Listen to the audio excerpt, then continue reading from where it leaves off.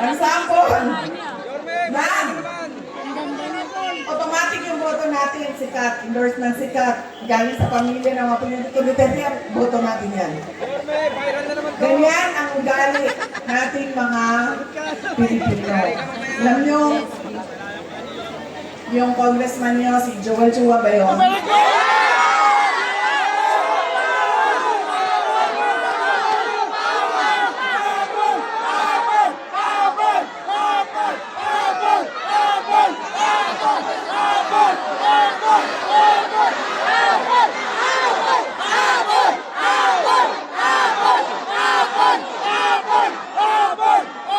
Sabi nung isang kaibigan ko na tiga Cebu, na kaibigan din yan. Sabi niya, pare, bakit mo naman ginaganyan si Sara? Wala naman niyang ginawa sa'yo.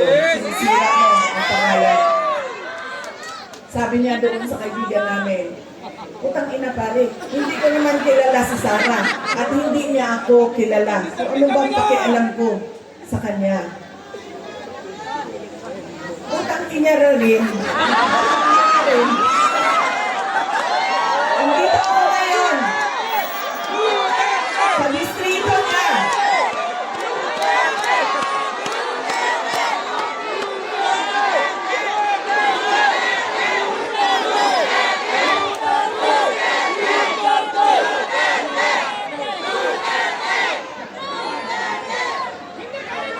Nagpapakilala ako sa inyong lahat.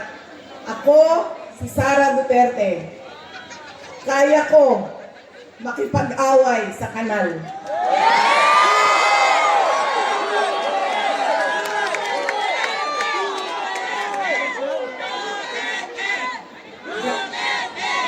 Kami, kung saan kami galing, doon sa Mindanao, sanay kami sa wala.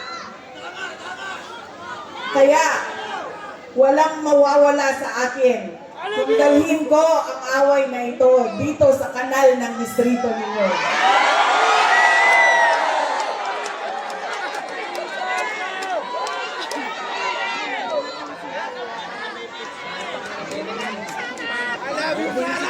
Mga sis, saan kayo galing?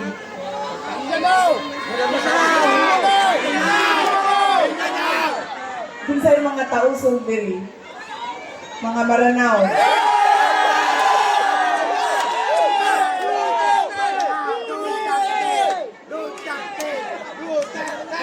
Bisaya.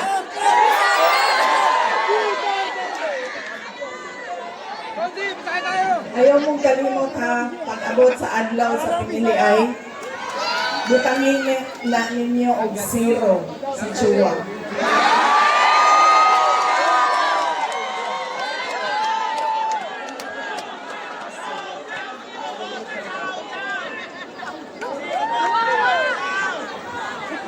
Pangalawa, sikat na apelido, pamilya ang politiko, pangatlo, gali ng mga Pilipino sa pagpili ng kanilang mga leader.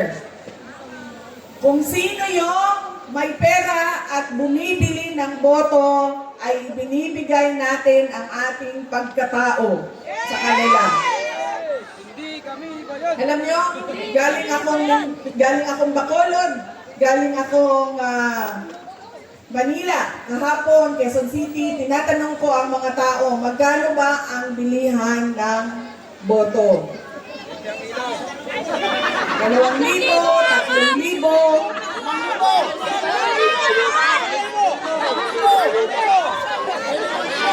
Meron pang bilihan ng boto na tawag ay tupad, akap, ait, maip.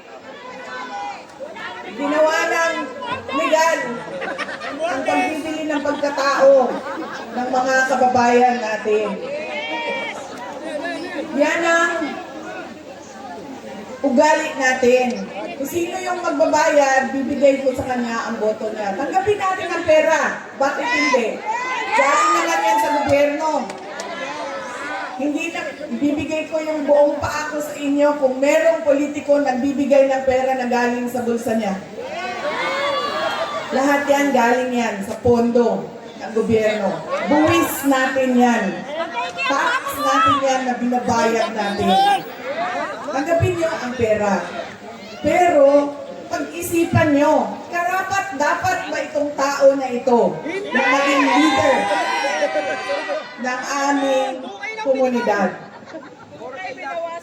Dahil,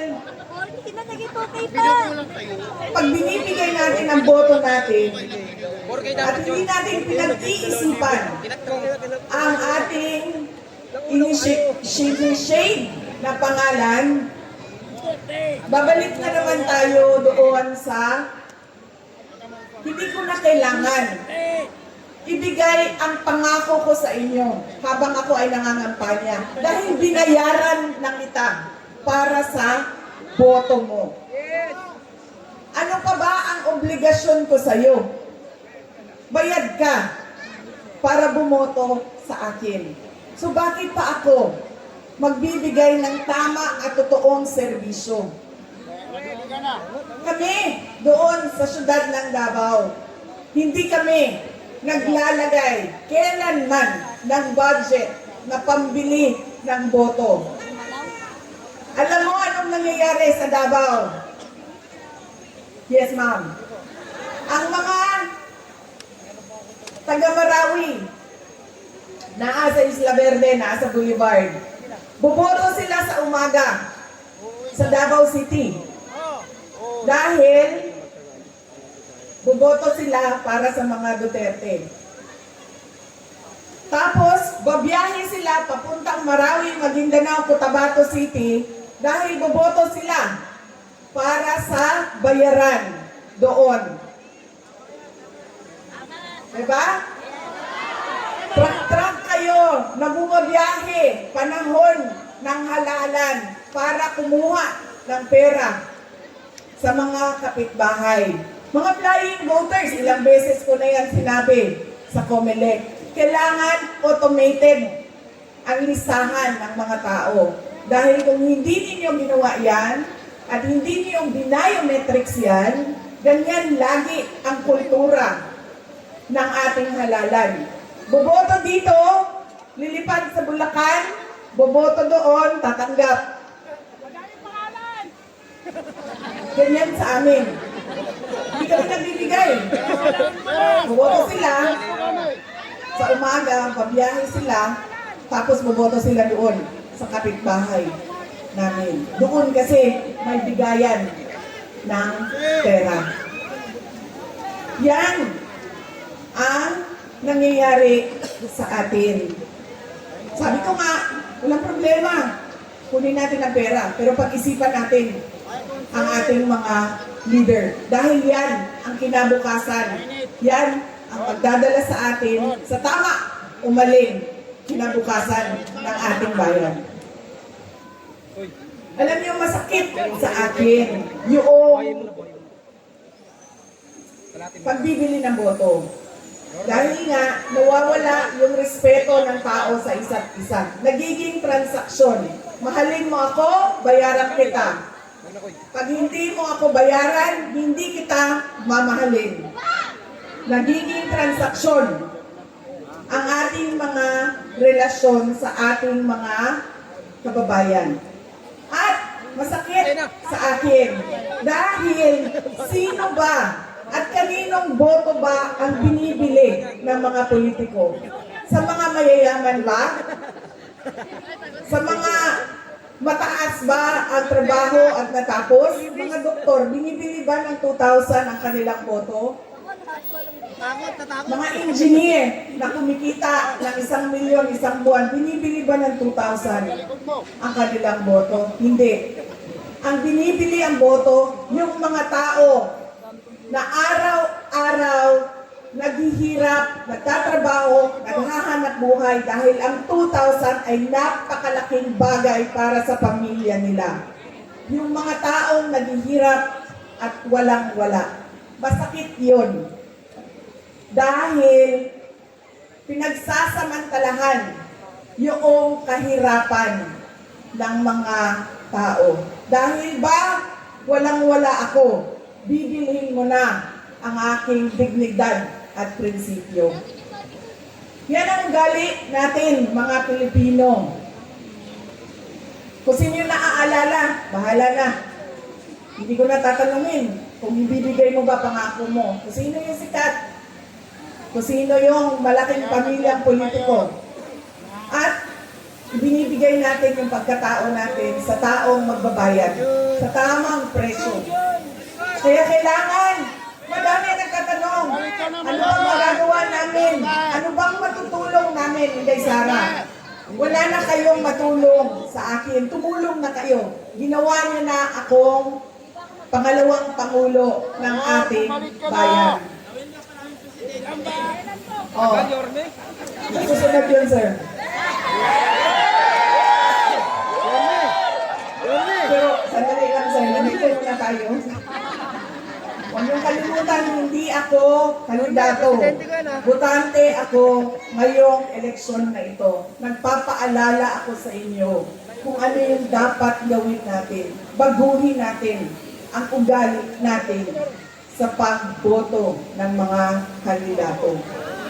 Ilang araw na ako umiikot sa iba't ibang lugar sa Visayas. Baka dahil naging 20 pesos yung bigas doon dahil umikot ako doon, galing ako sa Marlete. Ako napaisip pa. Kaya, oo nga eh. Bukas 20 na yung bigas na ninito kasi dumaan sa iba. Salamat na sa akin! Ngayon lang ako napaisip ka na. Galing ako sa Marlete, Cebu, Negros. Bacolod, Negros Occidental. Lahat ng madaanan ko, Manila, Quezon City, nagtatanong, kamusta na ba si dating Pangulong Rodrigo Duterte? Yes! Ang dami ng mga hindi ko kilala nagsasabi, ikamusta mo kami kay President Duterte? Kahit hindi kami magkakilala mga kababayan natin kung saan-saan. Okay lang po si Pangulong Duterte. Wala naman po siyang problema, sakit. Ang kanya lang ay hindi siya marunong sa gawaing pambahay. Hindi siya marunong maglaba, hindi siya marunong magluto, at hindi siya marunong maglinis ng kanyang kwarto. At isa pa doon, siya ay may edad na, 80 years old, si Pangulong Duterte. Basta may zero coke doon! Diyan daw? May zero! Tiro ko, tiro! Sabi ko sa kanya, alam mo, pinagmagayuan, itlog na lang, halu-haluin mo lang yan, dagdagan mo ng asin at paminta, tapos lutuin mo sa mantika, okay na yan. Sabi niya sa akin, hindi nga ako marunong magpakulog ng tubig, magpaluto ka pa ng itlog. Yun lang naman ang kanyang challenges o nahihirapan siya doon sa loob. Noong may kumpiro doon sa supply kasi may vendo siya. May vendo sila. Noong kanina tumawag siya sa akin. Ganun pa rin, nakamusta ko siya. Kamusta ba? May nararamdaman ka ba? Masakit ang ulo mo, masakit ang tuhod mo. Sabi niya, hindi. Masakit lang ang aking puso. Sabi ko, sabihin mo sa doktor. Sabi niya, bakit masakit ang puso mo? Sabi niya, ay, nawala na kasi ang mga girlfriend ko.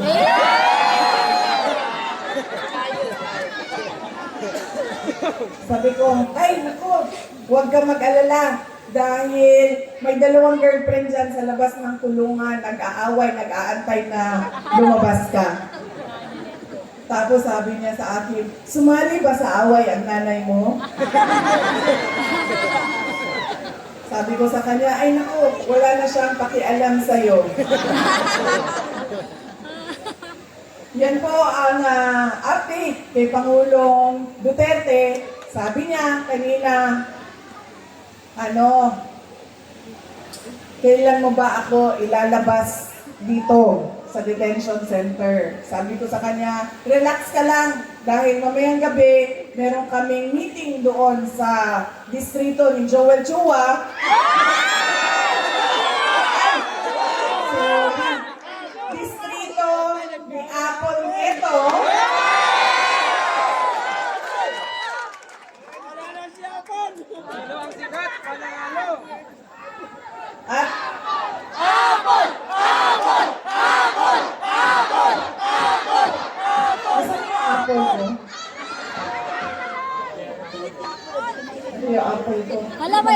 ang pula na apple. Nagluspag na niya ito ang apple. Namot na. Apple ko. Bakit namumutla itong apple na ito?